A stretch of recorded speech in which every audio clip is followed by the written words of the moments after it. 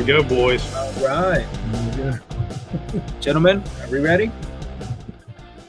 Yes, sir. You're ready. I'm going to give you guys fair warning. I have like 7 teenagers in my house. Everybody's using my internet because my son thought it would be a great idea to throw a pool party for spring break. And so if I lag or I cut off, you guys just pick up with whatever obscene comment or gesture I was about to make. Well, I don't make any obscene comments, so it'd be hard for me to do that. In public. You don't make any obscene comments in public. Well, that's true. And we're technically in public, I believe. That's true, but the people that watch is their family, so technically they're your family and my family, and so they would definitely appreciate some genuine Dwight, which has some pretty terrible jokes, some which are just probably borderline racist, which is all good, man. I mean, at the end of the day, we're all here to have fun and to learn, right? Don't be telling all my secrets now. I'm the friend that your wife tells you, why do you hang out with that guy? Like, why? That just doesn't make any sense. Well, or William's dad is like, that's the financial advisor. Like, I don't know if we're making the right affiliations here, William. Yeah, that's definitely been questioned. Yeah, that's the guy you're working with. Sure, he's better at what he does than the way he talks and looks sometimes. But yeah, good to be with you guys again this week. Very, very good to be with you guys this week. So what we're going to talk about today, which is a very, very unique and I think important financial concept to understand, is why wealthy people borrow money. And what I would like for you guys to know, anyone that's watching us, regardless of your income level, is I will tell you, as the in-house financial advisor for our firm, anytime that any client wants to set up any type of financial instrument, doesn't matter what it is, the first question that they ask is not, what returns am I going to make off of this? The first question that they ask is, how can I access the money? Can I take a loan against this? Now, for a lot of people that maybe don't have some massive tax problems yet, because ultimately the goal here is to teach you how to make money and how to have bigger tax problems. For people that don't have some massive tax problems, you don't understand how vital it is for wealthy people to access money without having to pay taxes. It is a big freaking deal for them, because generally speaking, anytime that they move money around or anytime that they sell something, they're going to get taxed. Because once you reach a certain level of income, like it almost seems like you can't even open a bank account without getting taxed. So for them, having the ability to borrow, because anytime you take a loan, you're borrowing, and that's not a taxable event. Having the ability to borrow against something is extremely important, and one of the very, very first things that they look at whenever they're going to be investing money in something. So that's how I'd like to start this conversation. You guys add in your 2 cents here. Well, I think what I was preparing for the conversation tonight. One thing that stuck out to me was wealthy people. They always have their money invested, earning money, making their money work for them. So for them to take that money out, they would have to generate a greater return than what they're currently getting. So a lot of times it's just easier to keep that money where it is and then use that as collateral and take a loan from it and then go do your investment that you're wanting to do. And so, yeah, you're going to have to repay, the loan, but this other bucket of money is still, sitting there, with a return, so they're just basically using money to make more money with. And, once you get to that point, it's not a matter of if you can do this investment. It's just, how am I going to do it? Does that make sense? Yeah, because another thing that we may not have talked about too much is that the only time that new money is really created is when debt is created. So if I earn money and then I pay you for a service, we're just swapping out the same money. But when I borrow money, I still have all my money, and now I have additional money. And so that's the way that the world operates. And borrowing money is the way that the economy ultimately functions. And so for middle class America, I think the fear of debt and what they've been brought up on and taught, it's not that the debt is inherently bad. It's that they are concerned that they won't have the money to repay the debt. Whereas the wealthy will borrow money to purchase assets that produce additional income. So paying the debt is no longer a concern. It's now I can create additional streams of income. And so when the banks, even in a high interest rate that we're in right now at 8 to 9%, if they have an investment that can return even a greater percentage of that, then it makes sense to borrow the money. And if that interest rate goes lower, then it makes even more sense. And the other side of it is that people don't think about is in high income earners at the highest level, they're paying 35 to 37% just on the federal taxes. And so they need to keep their cash for tax favored investments. And so they borrow the money at a lower rate. Like I said, even at 8% is a lot cheaper than 35 to 37%. So it just makes sense to go borrow that money. And I'll see that sometimes is that when clients would come to us that maybe don't understand this concept, they will have taken money out of an investment like a 401k or retirement plan, and they'll come in and say, well, I paid my house off. Now I don't have a mortgage. Well, you also don't have any retirement savings anymore. And now you have a big tax bill on top of that. So having a mortgage is not inherently bad. And it's a way to actually build more wealth. Gives you a little bit more security because there's a concept that if I owe the bank a lot of money and things go really bad, the bank's going to work with me because they really don't want to take these assets back, especially in a bad economy. So it's really not as risky as a lot of people were led to believe, but it's how a lot of people were brought up that debt is scary, avoid debt at all costs. But being debt free may feel better in some sense, but I don't know a debt free person that's really built true wealth. And I'm sure there are. We always get comments from people, but for people that we've seen build massive wealth, they've borrowed money to get to that point. And even still, someone that has a lot of income, if they've got a mortgage rate at 2, 3, 4, or 5%, so say they're not going to pay that mortgage off. It doesn't make sense because now basically once you get into an inflation period, that mortgage is really not even costing you much because the inflation rate is higher than your mortgage interest rate. Well, what I want to add to that too is, I started in the life insurance space, and one of the first things that I would talk to clients about is like cash value build up life insurance policies. And the reason that I would talk about that and I would suggest that as a great starting point for their financial wealth building is because they can borrow against those policies.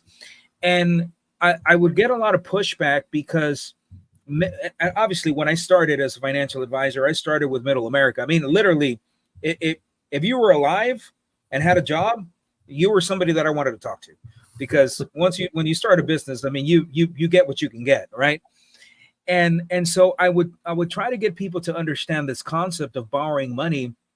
And when you're talking to middle America, it's very difficult for them to understand the borrowing money concept because they're like, why it's my money? Why do I want to borrow against my money? But when you look at what the wealthy do, and that's why the wealthy, I think, really love real estate, because real estate is probably the most popular asset class that you can borrow against.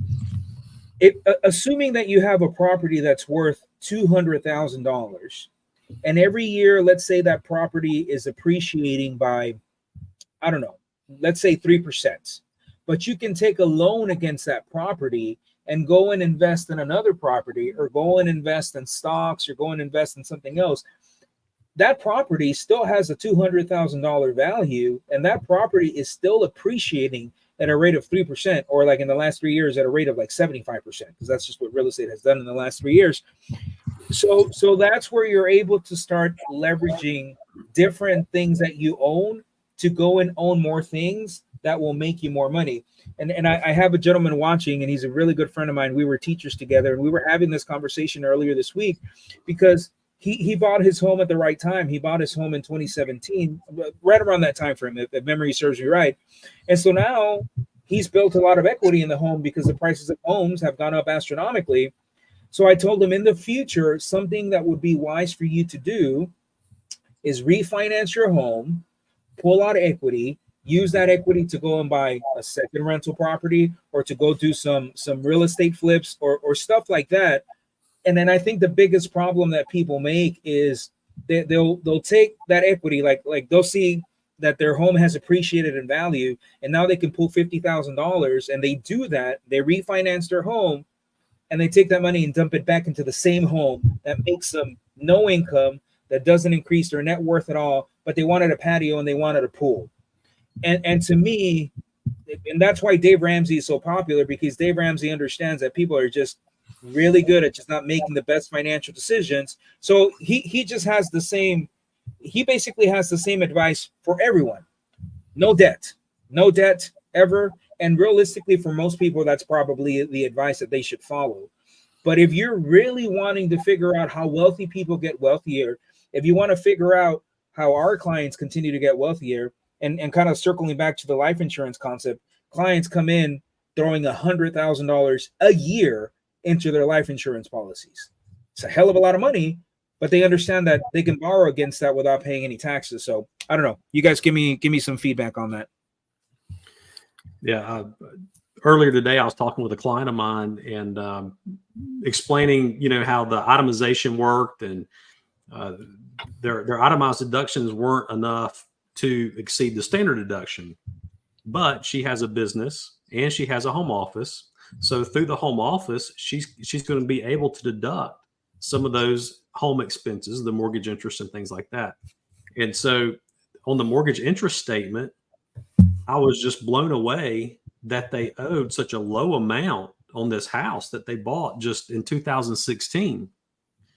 I mean, it was like $87,000 that they owed that was still remaining on the principal.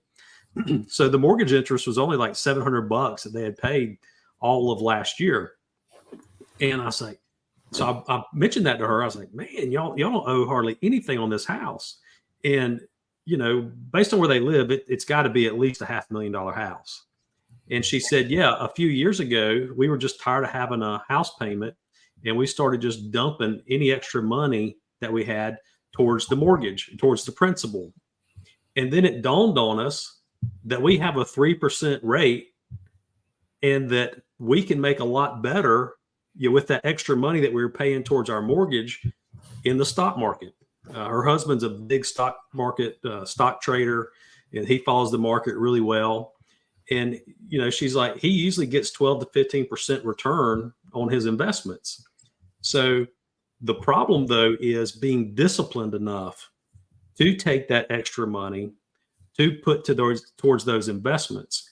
And see, unfortunately, a lot of times people say that they're going to do that with that extra money, but they don't. They just spend it on a liability and not have anything to show for it. So that's a smart way, and they realized what they were doing. So that was just an example I thought I would like to share.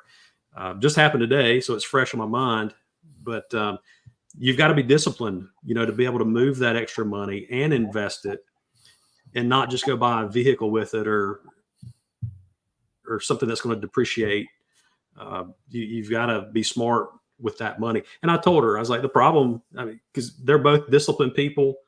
And I said, the problem is most people aren't, and they would just waste that money. Yeah. So that's why people will lock that money into a mortgage. And the thing is one of the problems we see, like with middle America, is that a lot of the money, they use their 401k as their quote savings account. And then when they run into an emergency, they have to pull the money out of the 401k, or they pay money extra on this mortgage And then if you have a problem, then what? You either got to refinance, you got to have good credit. We've had clients that unfortunately just don't have good credit. They make a lot of money, and then when they run into a situation, they can't refinance. And so then what? And so it's a hard concept, but it does come to discipline yourself. But instead of throwing chunks of money at the mortgage each month to, quote, pay it down, because until that mortgage is paid off, you're going to have the mortgage payment. You're always going to have taxes and insurance and things like that. So you're never really debt free on a home, but it's just a concept that people believe helps them sleep better at night. But ultimately, if you took that money and put it in an investment or even a high yield savings account, you could potentially have many months of mortgage payments saved up that if everything went bad in your life, you still had money to pay the mortgage.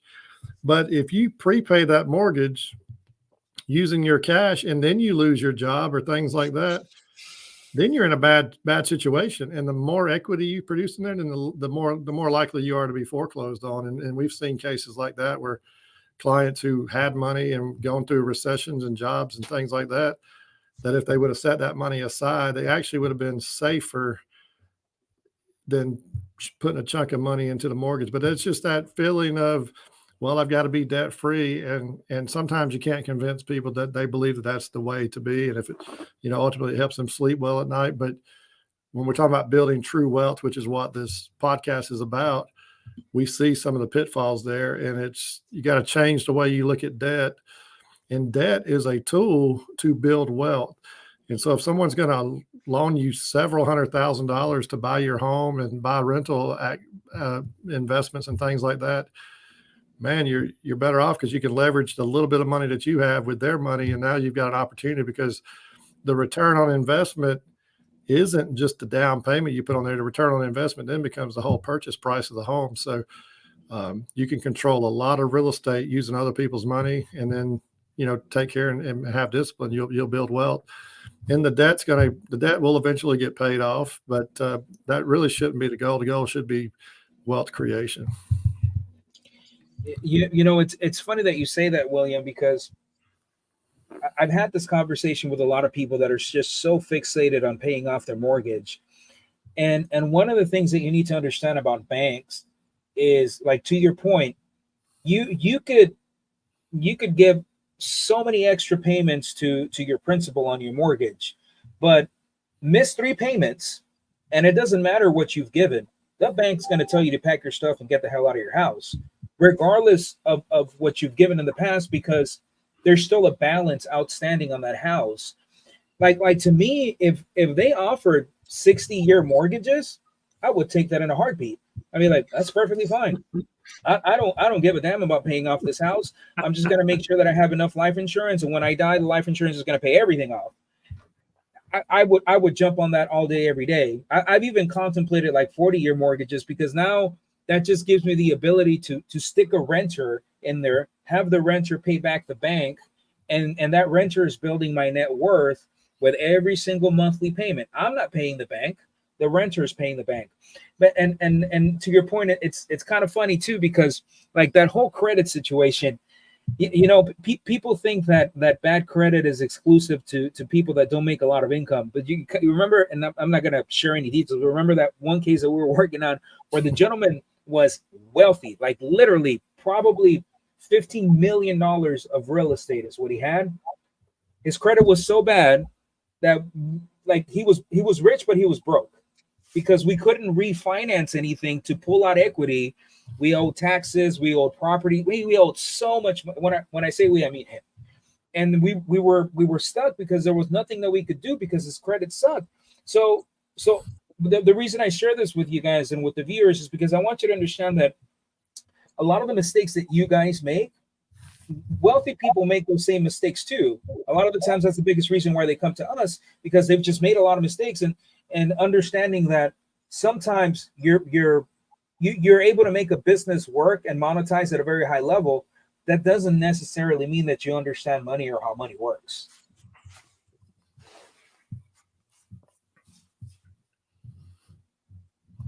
Well, I was listening to, there's a guy I follow on Instagram, and he does a lot of interviews with people that are millionaires. And he basically asked them, how they got started, how they accumulated their wealth.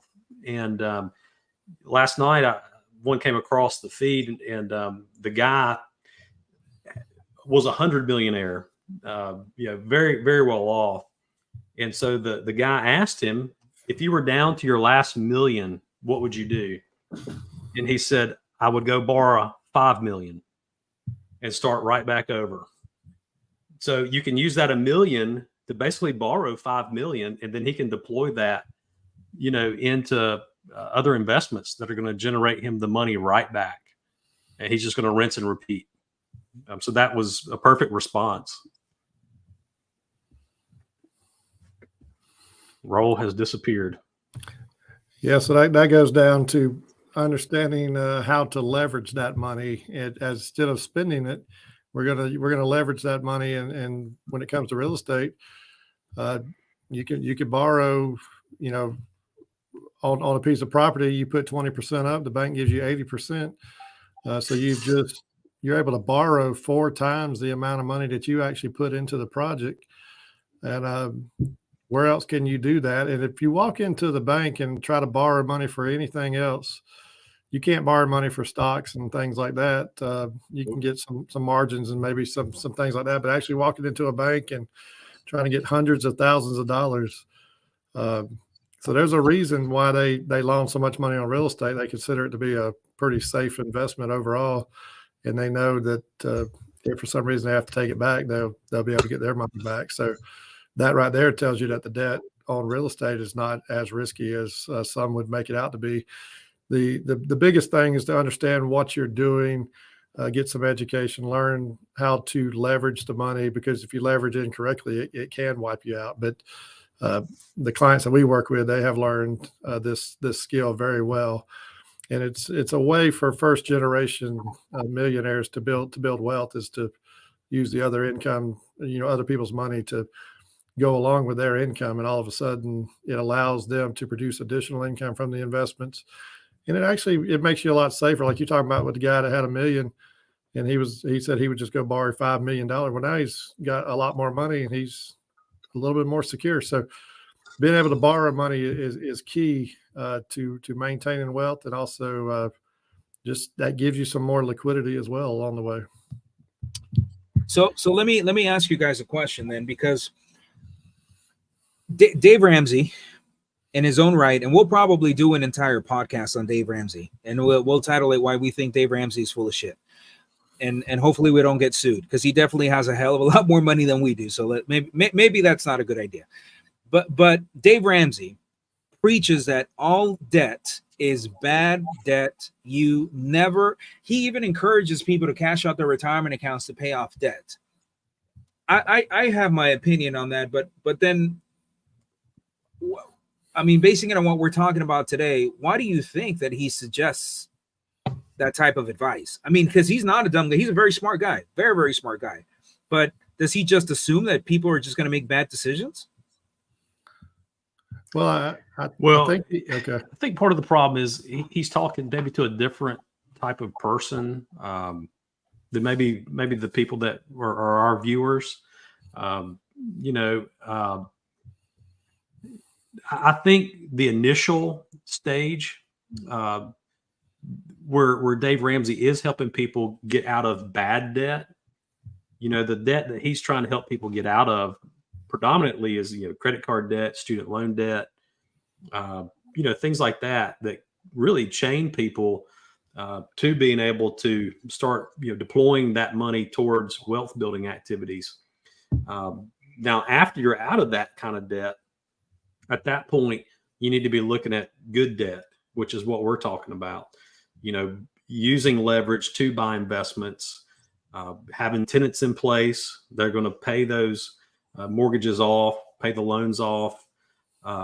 So, from that angle, we're helping people hopefully at different stages. Maybe they've already been through that, that part, and they're looking to build wealth.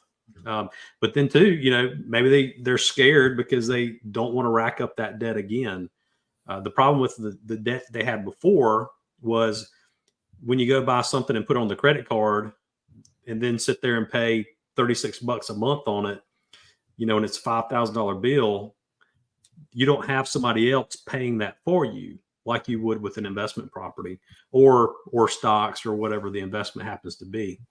So hopefully that sheds light on it.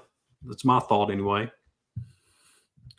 Well, I mean, we got to give Dave credit. I mean, he has a wonderful, tremendous business, and he has built it over the years, and he has a great following. And he definitely knows who his ideal customers and things like that. So his business model works, and it's built him a lot of great wealth. And I think back in his early days, he was flipping a lot of houses, and the bank got a little nervous that he was flipping so many houses, and they pulled his line of credit, which has now led to that experience for him. So there's an underlying reason as to why he says what he says on that. But to Dave's credit, based on the money he's making, it's easy for him to say, I'm not going to take on any debt because he's got so much cash flow coming in now that it really doesn't matter necessarily. But yeah, there's a point that what we're talking about, bad debt versus good debt, and he would lead you to believe that there's no good debt and all that. But clearly, debt that has no return, that has a super high interest rate, then yeah, you need to get rid of that debt. That debt's not doing anything to build you wealth, and it's taking your monthly cash flow. But the debt that can produce income or gives you an opportunity to buy something that can increase in value, like you were talking about, Raul, the gentleman that you work with, that bought a house, 6 years ago, 7 years ago, has seen that investment return. Had he not borrowed the money, he may not have that asset today. And so that's a very the key part of it. So another thing too is if you sit around and try to pay off your mortgage and you don't save for retirement and do other investments, what you're going to end up with is a paid for home that doesn't produce income. So if you're living in that home, you don't have the income to go with it. It's not really going to help you that much. But if you invest along the way and just make your monthly mortgage payments, then you will get to a point where, you'll have a paid for home, let's say in retirement, plus you'll have, $1 million or $2 million saved up from your retirement investment. And that's going to make you a lot more secure, than rushing out to pay off the debt just because you're scared that you won't be. So a lot of times it's irrational thoughts and fears that we see people, because they'll sit around and think, well, what if all this bad stuff happens? And most of the time it doesn't. And then I see people doing the opposite, that they'll sit on a lot of money as well because they've got to feel secure, but that money needs to be invested to produce returns. So just because you have money sitting in a savings account, that doesn't mean that money, even though it's the same amount of money on your statement each month, inflation's eating up that money. So you've got to still have some investments out there to produce wealth and everything. But yeah, Dave's a great guy. He's been at my church before and stuff like that, but he certainly got his following and believes his mission. So as a business owner, you got to believe in your product, and Dave definitely believes in what he's selling and has done very well with it. And another thing, and I know this isn't about Dave, we'll talk about him, but he has created a wonderful succession plan in his business that will allow him ultimately to retire and still earn income. And that should be the goal of any business owner out there. So we'll give that to Dave, but if you want to be wealthy, you're going to have to borrow some money along the way. Needless to say, ladies and gentlemen, this will be the last podcast that William's going to be joining with us because he just officially got fired. But we'll have somebody else that will be filling in for him. Actually, I'm glad that you brought up the succession planning, because I don't watch Dave very often because a lot of the times he just really makes me upset. But I did watch the succession planning one, and yeah, he actually does have he's, like I said, he's a very smart guy. But I will tell you this though, and something that you also have to be mindful of. Dave grew up in a completely different era that we grew up in, and he's an older guy, and back then, I think it was a lot easier to become wealthy with cash components than it is today. Right now, guys, if you want to build your way to wealth 100% with cash, you will die and you will never be wealthy. There's just no way. Things are just so astronomically expensive. The wages have not kept up with inflation. It is incredibly difficult to acquire high quality assets unless you are willing to leverage. But like everything else, any decision that you make has to be well calculated, and you always have to have cash. Well, like one of the things that I tell clients all the time is, in spite of what you might hear other financial advisors tell you, I always want you to have a substantial amount of cash. I will always make that recommendation. And a lot of the times the advice that they'll get is, oh, you have 100,000, 150,000. We just need to take all this and throw it in the market because the market just trends up with time. Well, it trends up with time only when it doesn't. And what happens if you need the money and we're in a market correction or in a recession, and now you have to sell at the bottom of the market? So things like that, you have to take into consideration, and you always have to make well-calculated moves, and you always have to have cash. That's my personal opinion. Yeah, that reminds me. I guess it's been a while, probably 20 years ago. And I called my financial advisor at the time, and the market was down. I mean, down. It wasn't me. It wasn't me, by the way. No. And he's like, "Are you calling to complain at me or complain to me?" And I was like, "No, why?" He's like, "Every call is just complaints today. People wanting to sell and fussing that I put them in these investments." And I was like, "No, I'm actually calling to give you more money. Now's the time to be buying." And I understood that you want to buy when it's on sale, right? And a lot of times people freak out when they see their account balance drop or go down. But that's the time you just need to start putting more money into it. So you do need the cash on hand.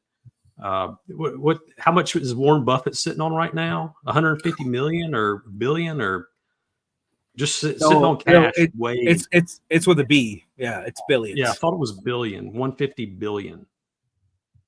Just waiting for the right opportunity.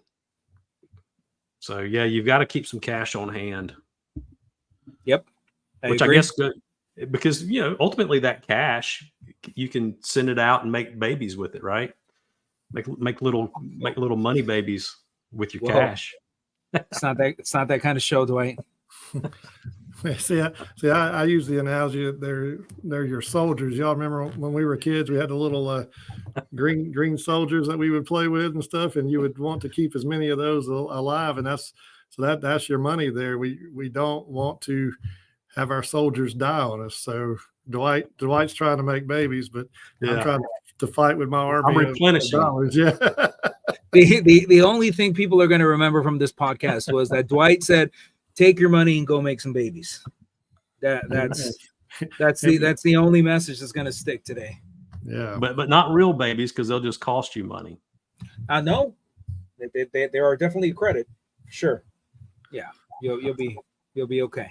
I call that the child tax. Anytime we go out to dinner or anything, and then you order them a plate of food that they don't eat for the 100th time, and you say you're not going to do that again, but you still do.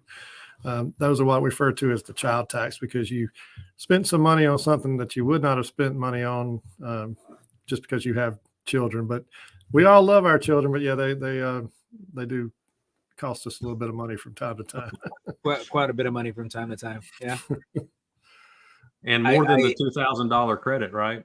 Yeah, I'm still trying to figure out how they think that is adequate, because that doesn't. And then what's interesting, of course, we go off topic a little bit here, but they give you that child tax credit until the time that they're 17. So apparently once they become a junior and senior in high school, you don't need the credit anymore for those 2 years when they're actually doing kind of really expensive stuff during those 2 years. Yeah. So trying to explain that to a client, I try to tell them, next year, your kid's going to be 17. They're like, so what? So what? You're going to see that $2,000 per child come off of once they hit that 17 years old. And they're always like, well, I don't really understand.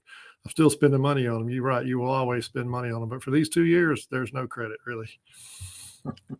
Yeah. Sometimes you spend money all the way till they're 30. Right. Those are the boomerang kids that, you send them out and they return home to you. So you definitely want to teach some of these skills, and money matters to your kids, so maybe they won't be a boomerang kid in their 30s. I remember my son, because we always have that conflict over the holidays, like what house are we going to and stuff, and he told me, he was like, "Don't worry about it, Dad." Said, when I'm old, I'm always going to come to your house. And I was like, dude, when you're old, I'm going to be very wealthy. I'm not even going to be here. I'm probably going to be in Europe somewhere. So you don't necessarily have to worry about me. You do your own things, and we're going to be just fine. But it's one of those things where you definitely want to make sure. Well, first of all, on a personal level, you want to make sure that you hit some financial goals, because I definitely don't want people to be in a situation where you have to rely on your kids to take care of you when you're older. And in the Hispanic culture, that's the norm, right? And I don't, there's nothing wrong with that, but if you don't want to put that burden on your children, then you definitely, and especially if you're a working professional. Like, my parents migrated from Mexico. Like, they came here with nothing, and they did as much as they could with what little they had. And they're basically, they're the backbone of everything that I've done in my life. I don't have a problem at all doing whatever I need to do to take care of my mama. I don't have a problem with that at all. But I'm a working professional. Like, I went to school. I have my profession. And so there's absolutely no reason why I can't establish myself in a way to where my son doesn't have to worry about me, and my son shouldn't even have to worry about himself, because at that point I've created my trust, and I make sure that, to your point, William, there's a succession plan. So he gets money when he's ready to receive money, not when he's living the stupidest years of his life. And all of that has to be factored into the mix. Well, maybe we could do a whole episode on something like that, because, the reverse of that is when your children are still expecting you to support them, and they're in their 40s and 50s, and you're in that retirement age. It's hard, because, you're trying to enjoy your retirement, and then you're also having to, support kids that, can't support themselves. And I've got a friend of mine who, their son, who's like 50, lives next door in the house that they own. His dad goes over and cuts the grass. The son pays no expenses, not even the insurance on the property, none of the property taxes. And, the parents are sitting there retired with a good retirement income, but still, a good bit of their retirement money is still supporting their kid. Well, their adult child. It's just ridiculous to me. We need to prepare our children to be self-sufficient. And I remember when I told my dad I was going to ask my my girlfriend at the time, who's now my wife, that I was going to ask her to marry me. And he said, if you're old enough and mature enough to get married, then you don't ask me for anything else, because you need to be able to support your family. And he's like, now, in the case of emergency, I'm here for you. But if you're going to take that step, you need to be man enough to take care of your house. And if you have kids along the way, you need to support them. And I've never asked my parents for anything like that, ever. So I'm not a burden to them, but now you're just a burden to us. Yeah. I don't ask you for money. No, but I have to listen to your jokes. So, well, maybe we'll clean some up and I'll share some on a podcast one time. Yeah, please don't. Did you ever get the toupee clip to send to his dad so he could enjoy it as much as we did about washing it out and everything? No. Yeah, maybe we can edit that out and send it to him. Yeah, he'd get a kick out of that. We should. We need to have William's dad on this show. That'd be awesome. That would be very interesting. It is just going to be an hour of why he thinks his son just makes the stupidest decisions, and I'm going to love every minute of it. It's going to be great. Yeah, I wonder if William's dad has his camera under the desk too. I'm just going to let y'all have that. That's not truly what happened, but it's the way it looks, so we'll go with that. But now Dad's decided, during the middle of tax season that it would be a good time to take a cruise. So I hope he's enjoying himself this week. He's down in the Caribbean and South America. Posted some pictures from Jamaica yesterday. So I think he's enjoying himself. But Dad, when you see this clip, we've got plenty of work here at the office when you decide to get back from your tax season vacation. You should know better by now. Tell him the story of your birthday card. This gentleman, by the way, which I'm very eager to meet because I've never met him face to face. Man, he's just straight up OG, man. He's just, they don't make him like that anymore. I'm very excited to meet Mr. Bennett because we're gonna have some good conversations. But tell him about the birthday card.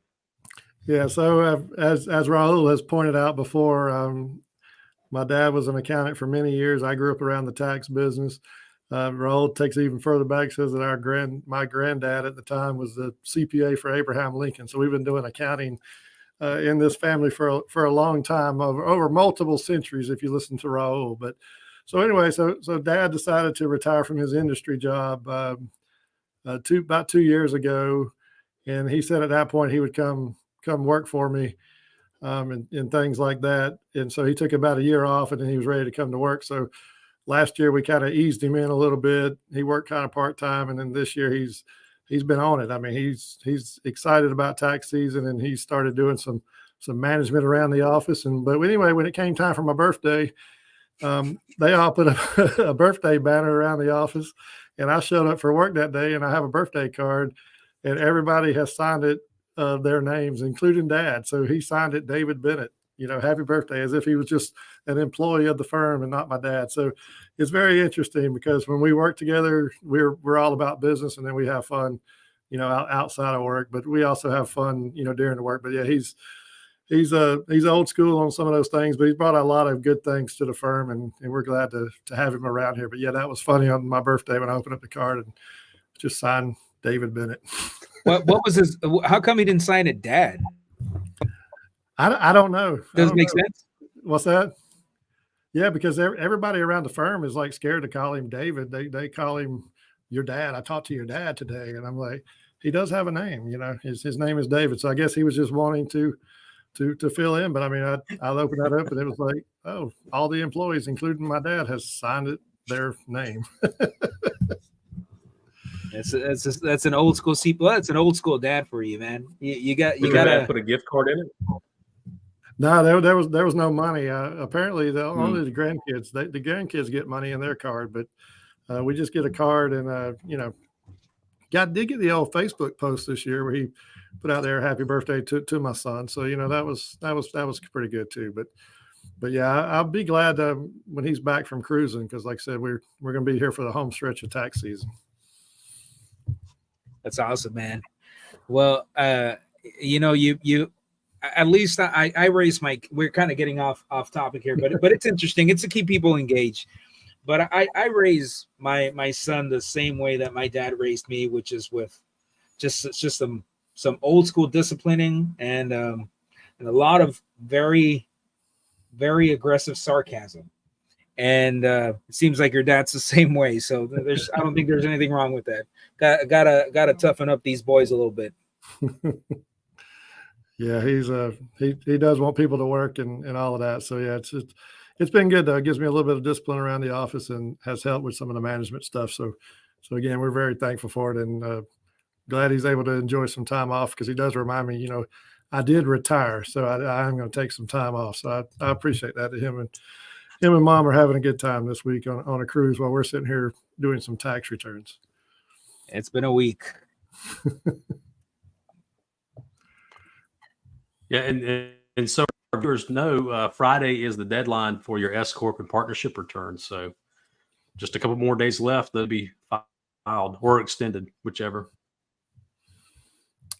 Yeah, at this point, if they're still scrambling at this point, I would just go ahead. You've lost the battle. Go ahead and extend it. But you know what's interesting about these tax returns, though, is they only give you 2.5 months to try to get your year closed out. But if you extend it, you get another 6 months. So, I mean, it's just very interesting how we have that original deadline, but then we have a 6-month extension window to really get stuff together. So yeah, don't rush it if you're struggling to get it done. Just put it on extension and then work on it. But try not to procrastinate. But it does give you a little bit of breathing room.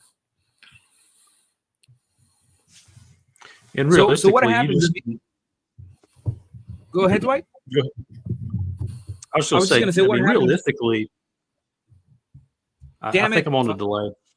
So am I. Go ahead. So even if you do extend it, I mean, in my opinion, because the partnerships and S corps just flow through to your personal anyway. So if you are going to owe, then I'd try to get them done by at least April 15th and go ahead and send in the money there. That way you're not accruing any interest or anything past April 15th. So basically that extension can buy you at least another month, and get everything wrapped up. But if not, just file the extension, and that definitely gives you 6 more months on the business return. Go ahead, Raul. Sorry. No, you're fine. The only thing that I was going to say is so what happens if you don't file an extension for your business or LLC partnership by Friday? Then that means that you get assessed a penalty even if you file by April 15th. Yeah, if you don't file an extension. Okay. What's it, a monthly penalty, William? It's a monthly penalty, and the penalty applies to every partner in the partnership or the S corp. So if you've got a lot of partners in your partnership, those penalties can add up quickly.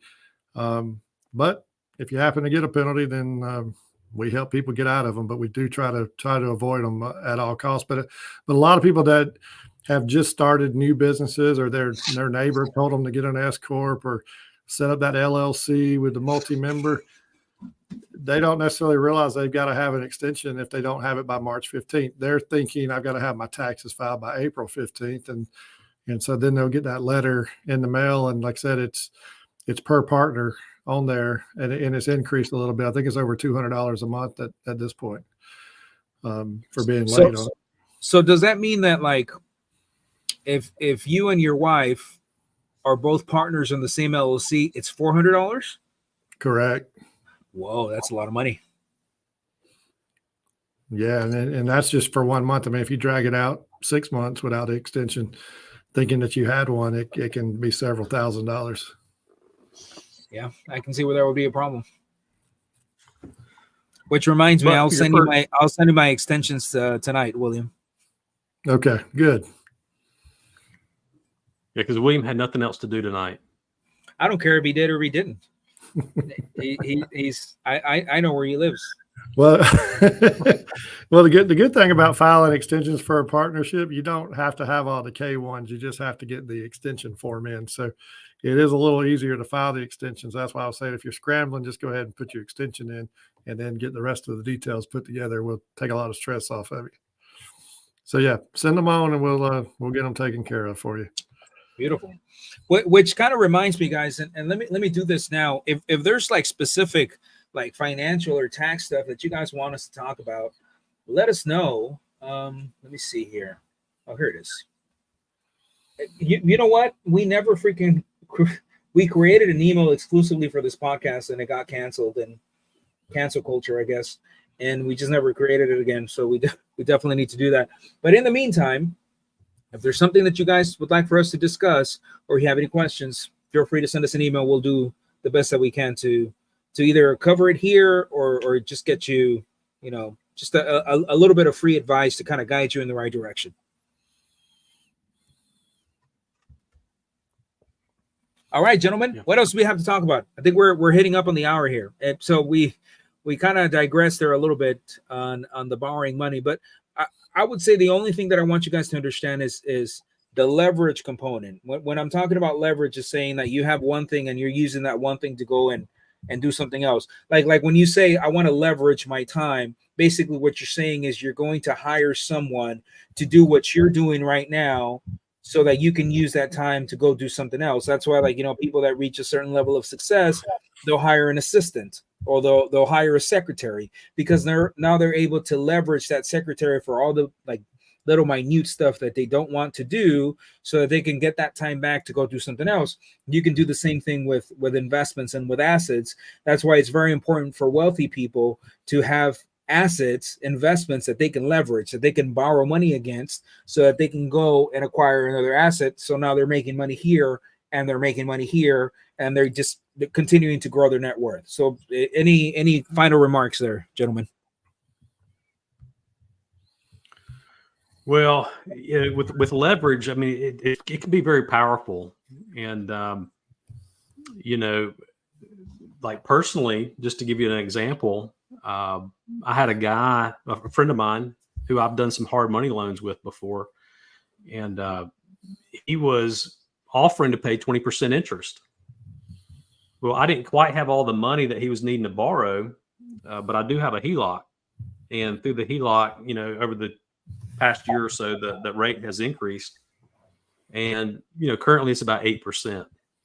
Well, I took the money out of the HELOC to let him borrow it, and I'm still 12% to the good.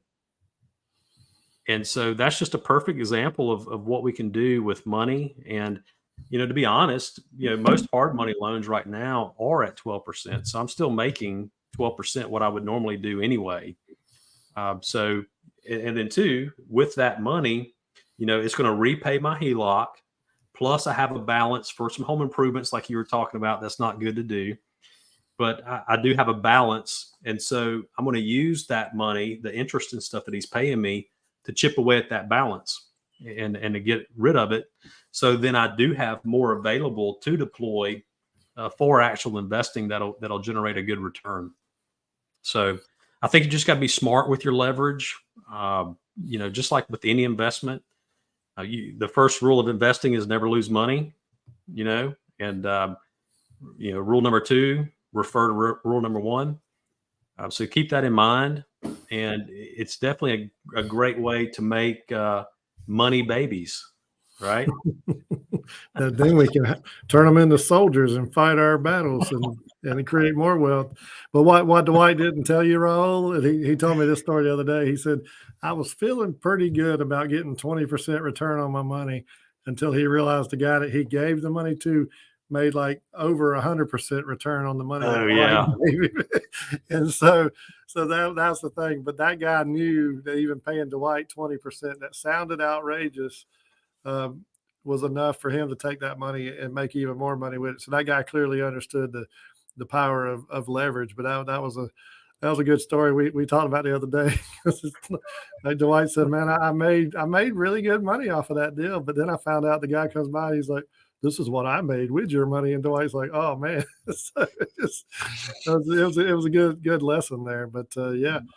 But he and I had a conversation about how I can get in with him on a partnership level. Okay. So I can make the return that he made in the future.